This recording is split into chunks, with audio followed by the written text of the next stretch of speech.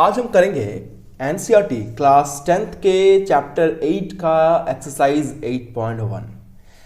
और इस 8.1 को करने के लिए जो बेसिक कॉन्सेप्ट लगेगा वो हमने कल ही डिस्कशन कर लिया था। लास्ट वीडियो में हमने इसके बारे में डिटेल्स में बात किया है। अगर आपने वीडियो नहीं देखा है तो लिंक डिस्क्रिप्शन में डाला हुआ है, जा करके एक बार देख लें। तो देखें क्वेश्चन नंबर 1, जिसमें क्या कहा गया है। इन ट्राइंगल ए बी सी, देखो हमारे पास एक ट्राइंगल ए बी सी है और जिसमें जो एंगल बी है वो राइट एंगल है, ये राइट एंगल है यानी कि 90 डिग्री का है। और ए बी बराबर दिया हुआ है 24 सेंटीमीटर, राइट। और बी सी हमारा दिया हुआ है 7 सेंटीमीटर। हमें डिटरमाइन करना है यानी कि फाइंड करना है साइन ए और कॉस ए, साइन सी और cos C.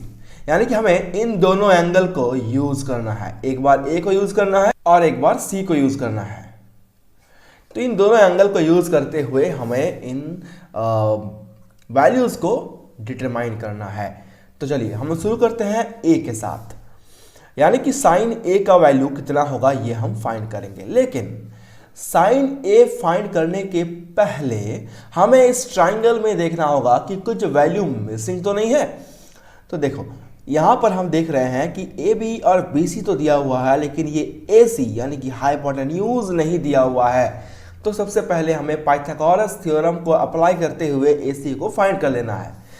In triangle A B C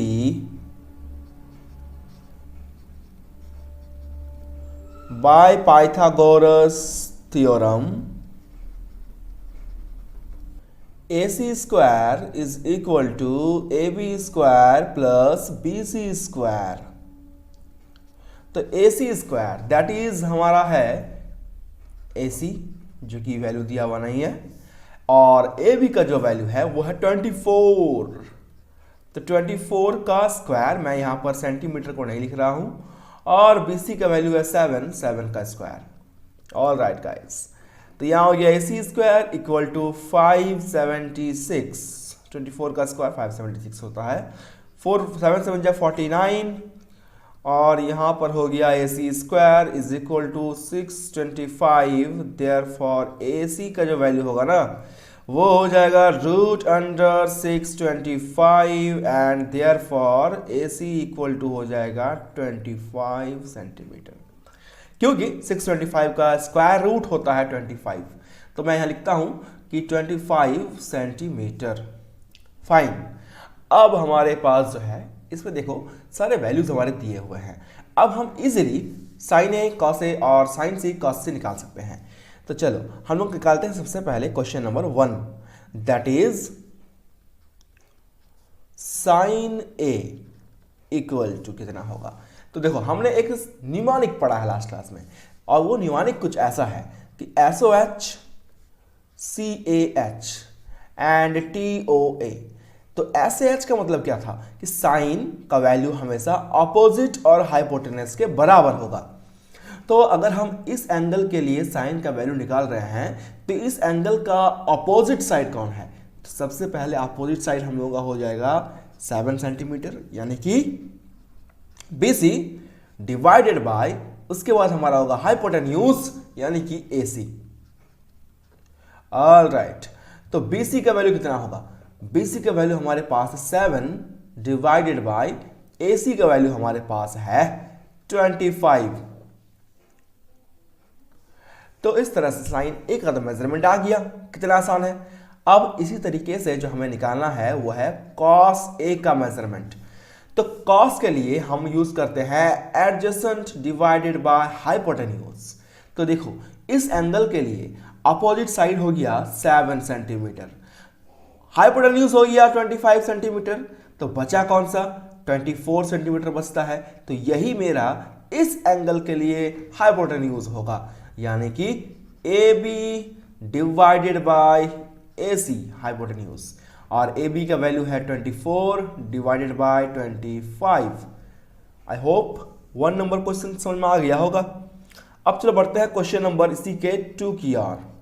question number 2 में है साइन सी इक्वल टू कितना होगा, यानी इस एंगल के लिए मेजरमेंट निकालेंगे। तो साइन के लिए सबसे पहले होता है अपोजिट, फिर होता है हाइपोटेन्यूज। तो इस एंगल के लिए अपोजिट हो गया मेरा ए बी, अपोजिट हो गया A B divided by hypotenuse as usual मेरा ए सी ही रहेगा, ये चेंज नहीं होता है। तो हो गया 24/25 और आगे निकालेंगे हम लोग कॉस सी। तो कॉस सी ये एंगल, तो इसके लिए अपोजिट हो गया मेरा ये, हाइपोटेन्यूज तो कांस्टेंट है मेरा, तो बचा कौन 7 सेंटीमीटर, यही मेरा इस एंगल के लिए एडजेसेंट होगा। तो यानी कि B C divided by A C, hypotenuse तो वही है ए सी, इसलिए हो जाएगा 7 डिवाइडेड बाय 25। तो इस तरह से क्वेश्चन नंबर 1 हमारा हो गया सॉल्व। चलो अब बढ़ते हैं क्वेश्चन नंबर 2 की ओर। क्वेश्चन नंबर 2 देखो हमारा दिया हुआ है, in figure find 10p minus cot R. तो मेरा फिगर में देखो दिया हुआ है एक ट्रायंगल पी क्यू आर, जहां पर पी क्यू का मेजरमेंट दिया हुआ है 12 सेंटीमीटर और पी आर का मेजरमेंट दिया हुआ है 13 सेंटीमीटर, और तुम्हें 10p minus cot are find करना है। लेकिन लेकिन लेकिन यहां पर ट्रायंगल में एक वैल्यू मिस है, दैट इज क्यू आर हमारा मिसिंग है। तो सबसे पहले हमें क्या करना है कि क्यू आर को फाइंड कर लेना है, ये सबसे इंपॉर्टेंट है। चलो in triangle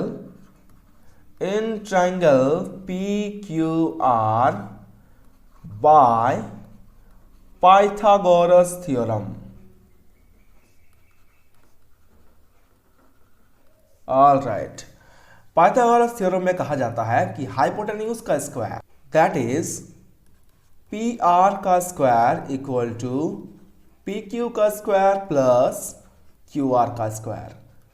alright, P R का स्क्वायर हमारे पास कितना है 13, ऑलराइट 13 का square equal to P Q का स्क्वायर हमारे पास है ना वो 12 है, प्लस क्यू आर का स्क्वायर एज यूजुअल रहेगा।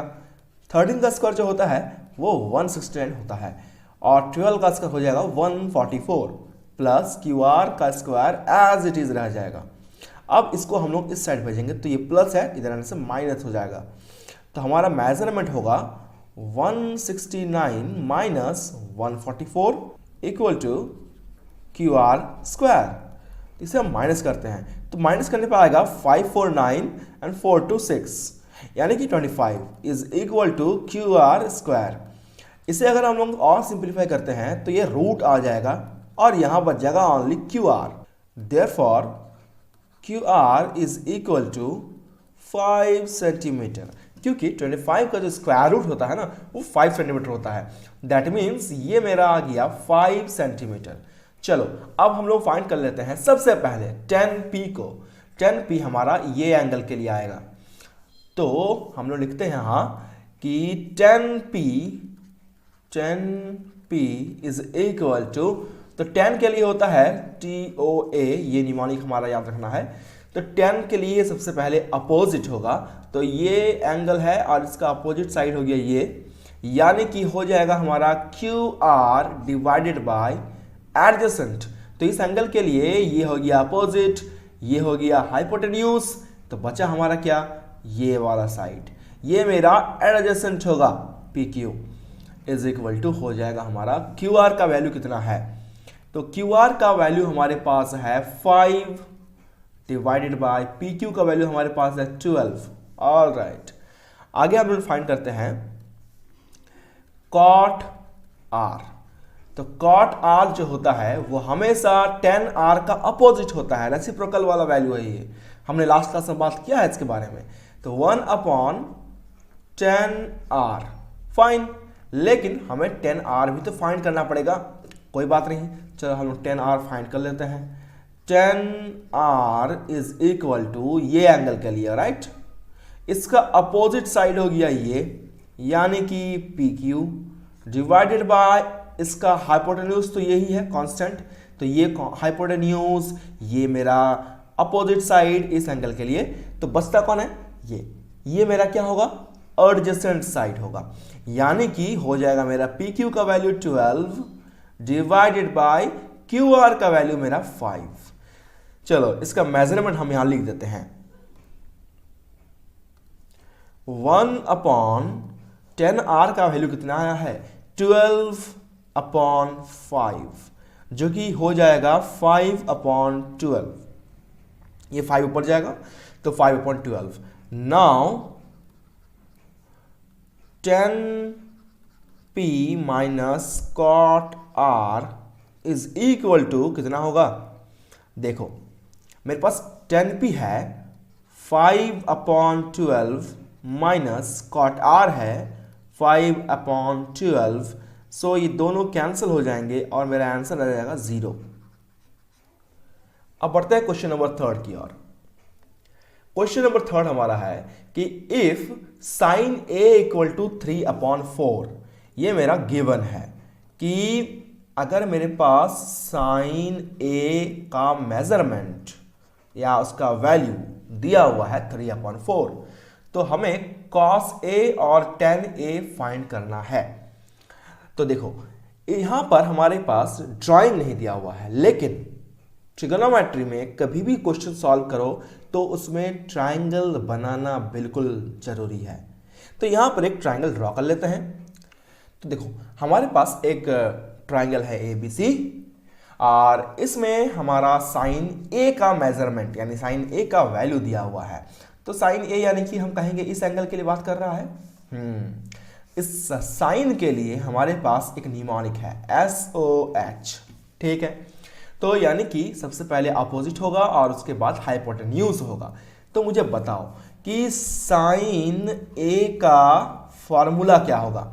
तो साइन A का फॉर्मूला होगा अपोजिट यानी कि BC डिवाइडेड बाय क्या होगा हाइपोटेन्यूज, जो कि AC है। तो BC/AC दोनों के देखो लेफ्ट हैंड साइड इक्वल हैं, तो दोनों के राइट हैंड साइड भी आपस में इक्वल कर देंगे हम, यानी कि BC/AC इक्वल टू कर देंगे 3/4। तो BC का मेजरमेंट आता है 3 और AC का मेजरमेंट आता है 4। लेकिन हम कभी भी इस तरह से डायरेक्टली रेशियोज को इक्वेट नहीं कर सकते। ये एक्चुअली में ऐसा दिया हुआ है BC/AC इक्वल टू 3/4, ये दिया हुआ है ना। और जब भी हम रेशियोज को हम नंबर में कन्वर्ट करते हैं तो हमें एक वेरिएबल को मानना पड़ता है। तो हम यहां मान लेंगे let BC is equal to 3x and AC equal to 4x। तो ये हो जाएगा मेरा 3x और ये हो जाएगा मेरा 4x। अब हम क्या करेंगे cos A और tan A को फाइंड करेंगे, लेकिन cos A tan A find करने के पहले ये जो AB है ये मिसिंग है, ये मुझे फाइंड करना होगा। तो हमारे पास इस ABC में पाइथागोरस थ्योरम से हो जाएगा AC square equal to AB square plus BC square.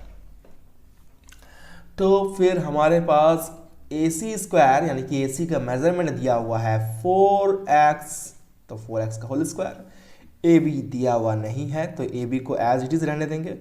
BC का मेजरमेंट दिया हुआ है 3x, तो 3x का होल स्क्वायर।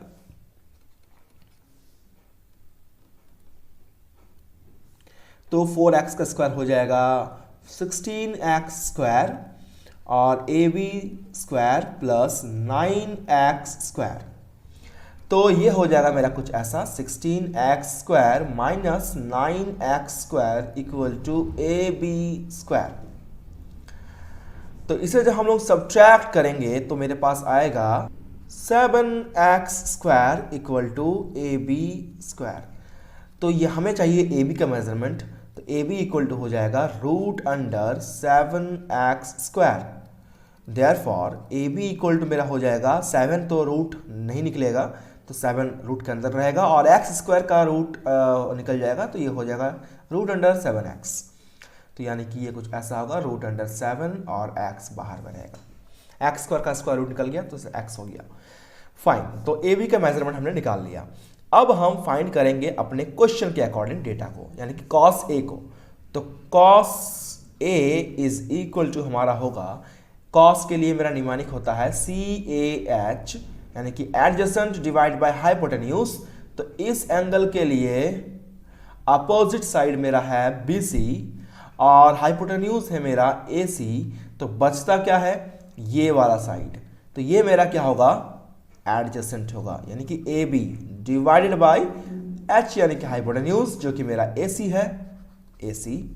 तो हो जाएगा AB का मेजरमेंट है √7x डिवाइडेड बाय AC का मेजरमेंट हमारे पास है 4x, x cancel, √7 divided by 4, ये cos A का मेजरमेंट है। वैसे ही tan A का मेजरमेंट भी हम फाइंड कर लेंगे। तो tan A is equal to होगा, 10 का निमोनिक हम लिख लेते हैं यहाँ पहले, TOA अपोजिट अपॉन एडजेसेंट। तो इस एंगल के लिए अपोजिट हो गया मेरा BC और एडजेसेंट साइड मेरा AB था, तो हो जाएगा BC का मेजरमेंट मेरा है 3x डिवाइडेड बाय AB का है √7x। तो x कैंसल, तो 3 अपॉन √7। अब बढ़ते हैं क्वेश्चन नंबर 4 की ओर। क्वेश्चन नंबर 4 में है कि 15 cot A equal to 8, 15 cot A equal to हमारे पास 8 है और sin A और sec A फाइंड करना है। तो अगेन हमें इसको सॉल्व करने के लिए एक ट्राइंगल का रिक्वायरमेंट होगा, तो वो ट्राइंगल मेरे पास ये है ABC। और यहाँ पर देखो ये थोड़ा सा कॉम्प्लिकेटेड स्ट्रक्चर तुम्हें दिख रहा होगा, लेकिन ये उतना कॉम्प्लिकेटेड भी नहीं है। क्या करेंगे, देखो इसको हम लोग, ये जो 15 है ये मल्टीप्लाई में है, यहाँ कुछ नहीं तो मल्टीप्लाई है, तो इसको उधर भेज देंगे इक्वल के साइड, तो हो जाएगा cot A equal to 8 upon 15। अब मुझे एक बात बताओ कि cot A किसका रेसिप्रोकल होता है? tan A का होता है। तो मैं लिख सकता हूं यहां पर ऐसे भी कि tan A equal to 1 upon cot A, हम लिख सकते हैं ऐसा। क्यों? क्योंकि देखो हमें पता है ना कि cot बराबर क्या होता है 1 अपॉन 10, ये फॉर्मूला हमने लास्ट क्लास में पढ़ा है। अगर मैं इसको इस साइड भेजूं और इसको इस साइड भेजूं तो मेरा स्ट्रक्चर कुछ ऐसा नहीं बन जाएगा, tan equal to 1 upon cot, definitely यही बनने वाला है। तो उसी को मैंने यहाँ पर यूज़ किया है। तो इसके अकॉर्डिंग हम tan A का वैल्यू निकाल सकते हैं। तो tan A इक्वल टू हो जाएगा 1 अपॉन cot A का वैल्यू दिया हुआ है 8 upon 15, therefore tan A equal to हो जाएगा 15 अपॉन 8। आप चाहो तो cot A का डायरेक्ट फॉर्मूला भी लगा सकते हो, कोई दिक्कत नहीं है। ठीक है, हमने थोड़ा सा लॉन्ग कट यूज़ किया है ज़्यादा बेहतर अंडरस्टैंडिंग के लिए। तो tan A का मेजरमेंट आ गया 15 अपॉन 8। अब मुझे एक बात बताओ, इस फिगर से tan A का फॉर्मूला क्या होगा? तो tan के लिए होता है TOA, तो अपोजिट और एडजेसेंट। तो इस एंगल के लिए अपोजिट साइड ये होगा, एडजेसेंट साइड ये होगा। तो हम लोग लिखते हैं यहाँ पर कि tan A equal to opposite हमारा है BC डिवाइडेड बाय एडजेसेंट हमारा है AB। ऑल राइट, तो दोनों का लेफ्ट हैंड साइड इक्वल है, तो हम दोनों के राइट हैंड साइड को इक्वेट कर सकते हैं। तो हो जाएगा BC upon AB is equal to 15 upon 8। लेकिन हम इसको ऐसे नहीं लिख सकते, तो हमें लिखना होगा let BC equal to 15x and AB equal to 8x। Fine, तो हमारे पास आता है BC का मेजरमेंट 15x और AB का मेजरमेंट 8x। तो हमें यहाँ पर AC मिसिंग है, ये फाइंड करना होगा, तब जाके हम sin A और sec A फाइंड कर सकते हैं। ऑल राइट, तो हम सबसे पहले लिखेंगे कि AC square equal to AB square plus BC square. तो इसमें AC का मेजरमेंट हमें फाइंड करना है, इसे छोड़ देंगे ऐसे ही, और AB का वैल्यू हमारे पास दिया हुआ है 8x का होल स्क्वायर करेंगे प्लस यहाँ पर 15x का होल स्क्वायर करेंगे। तो हमारा मेजरमेंट कुछ ऐसा होगा, AC square equal to 64x square plus 225x square. 15 का स्क्वायर 225 होता है, तो यहां हो जाएगा AC square equal to 4 and 5 9, 6 and 2 8, और ये हो जाएगा 2x स्क्वायर। तो AC square equal to 289x² आया है, तो AC इक्वल टू हो जाएगा √289x²। तो 289 किसका स्क्वायर रूट होता है? तो 289 स्क्वायर होता है 17 का, और x² के लिए हो जाएगा x। तो AC इक्वल टू आता है मेरा 17x। ऑल राइट, अब हम आगे फाइंड करेंगे कि साइन A का मेजरमेंट कितना होगा। साइन A इक्वल टू, तो साइन के लिए मेरा जो न्यूमेरिक है वो है SOH, अपोजिट यानी कि सबसे पहले होगा मेरा BC, डिवाइडेड बाय हाइपोटेन्यूज यानी कि मेरा होगा AC। तो यहां हो जाएगा BC का मेजरमेंट मेरा है 15x, AC का मेजरमेंट है 17x, तो x कैंसल, मेरा आएगा वैल्यू 15/17। दूसरा मेरा मेजरमेंट फाइंड करना है sec A का। तो sec निकालने के लिए मुझे सबसे पहले cos निकालना होगा, तो cos के लिए मेरा होता है CAH। तो इस एंगल के लिए अपोजिट ये है, तो एडजेसेंट ये होगा क्योंकि हाइपोटेन्यूज तो कांस्टेंट रहता है। तो cos A इक्वल टू हो जाएगा एडजेसेंट यानी कि AB डिवाइडेड बाय हाइपोटेन्यूज यानी कि AC।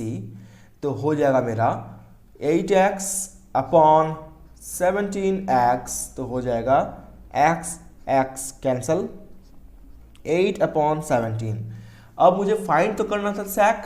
तो sec क्या होता है? sec जो होता है वो cos का अपोजिट होता है। तो sec A इक्वल टू होगा 1/cos A यानी कि 17/8, क्योंकि cos A मेरा कितना है 8/17 है, तो ये 17/8 हो जाएगा। अब हम लोगों का इस आज के वीडियो सीरीज का सबसे last question, that is question number 5, sec A equal to 13/12। Again एक डेटा मेरे पास दिया हुआ है, sec A इक्वल टू 13/12, और इसमें भी ड्राइंग नहीं दिया हुआ है, डायग्राम मिसिंग है। तो हम अपने से एक डायग्राम ले लेते हैं। सपोज मेरा डायग्राम है ABC।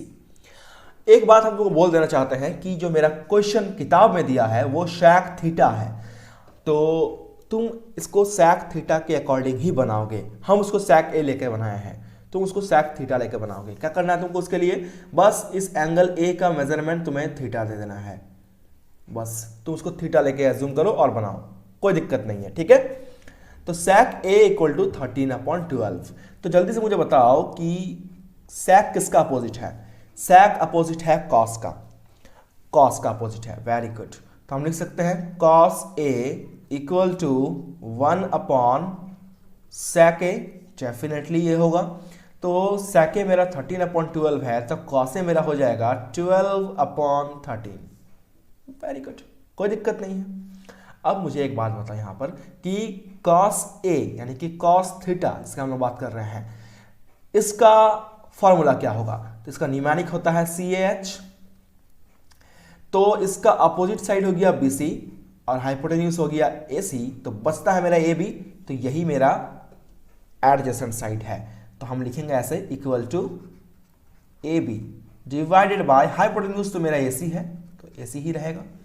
तो देखो यहाँ पर AB 12 के बराबर है और AC 13 के बराबर है, लेकिन हम डायरेक्टली इक्वेट नहीं कर सकते क्योंकि एक रेशियो है। तो हम लिखना पड़ेगा let AB equal to 12x and AC equal to 13x, ठीक है। तो हम यहाँ पर लिख देते हैं कि ये मेरा 12x है और ये मेरा 13x है। तो यहाँ पर BC मिसिंग है, तो हम इसको फाइंड भी कर लेंगे, कोई दिक्कत नहीं है, by Pythagoras theorem. AC square equal to AB square plus BC square. तो यहां पर AC का मेजरमेंट हमारे पास दिया हुआ है 13x, तो उसका होल स्क्वायर हो जाएगा, और AB का मेजरमेंट दिया हुआ है 12x, इसका होल स्क्वायर हो जाएगा, और BC तो दिया हुआ नहीं है तो BC का स्क्वायर रहेगा एज इट इज। तो यहां हो जाएगा 169x square equal to 144x square plus BC square. तो यहाँ हमारा 169x² जो है इससे माइनस होगा 144x², और इस साइड में हमारा बच जाएगा BC²। तो ये मेरा आएगा 9 में से 4 गया तो 5, और 6 में से 4 गया तो 2x² equal to BC²। Therefore BC equal to मेरा कितना हो जाएगा, √25x², या फिर सिंपली 5x। तो BC का वैल्यू मेरा आता है 5x। नाउ हमें फाइंड करना है ऑल अदर ट्रिग्नोमेट्रिक रेशियोज। तो भैया देखो, sec हमारे पास दिया हुआ है, cos हमने निकाल लिया यहां पर, तो sec और cos तो निकल गया, तो बचता क्या है, बचता हमारा है sin, फिर cos हो गया, tan, sec हो गया, तो sin का अपोजिट cosec, और tan का अपोजिट cot। बस यही बचता है मेरा, कि sec तो दिया हुआ है, cos हमने निकाल लिया ऑलरेडी। ठीक है, चलिए sin A, तो sin के लिए हमारा फॉर्मूला होता है SOH। तो इस एंगल के लिए अपोजिट साइड मेरा होगा sin A इक्वल टू मेरा होगा BC अपॉन हाइपोटेन्यूज मेरा है AC, तो हो जाएगा BC का मेजरमेंट कितना है 5x डिवाइडेड बाई AC का मेजरमेंट हमारे पास है 13x, तो ये x कैंसिल हो गया, तो हो गया 5/13। ये मेरा हो गया sin A का वैल्यू। sin A हम अगर निकाल लिए है ना, तो cosec भी निकालना मुश्किल नहीं है, तो cosec A इक्वल टू हो जाएगा 1/sin A। जितना sin का मेजरमेंट है उसका जस्ट अपोजिट, तो sin का मेजरमेंट है 5/13, तो cosec का हो जाएगा 13/5। That's it. अब हम फाइंड करेंगे tan का, और tan का अपोजिट कर देंगे तो मेरा निकल जाएगा cot। तो लिखते हैं यहाँ पर हम लोग कि tan A is equal to, tan का निमानिक होता है TOA, तो इसका अपोजिट है मेरा BC डिवाइडेड बाय एडजेसेंट मेरा होगा AB, और BC का वैल्यू मेरे पास कितना है 5x डिवाइडेड बाय AB का वैल्यू मेरे पास है 12x, तो x कैंसल्ड आउट 5/12। वैसे ही अगर हम cot का निकालना चाहते हैं, तो cot के लिए क्या हो जाएगा, cot A equal to 1/10A, यानी कि 5/12 है, तो ये हो जाएगा 12/5।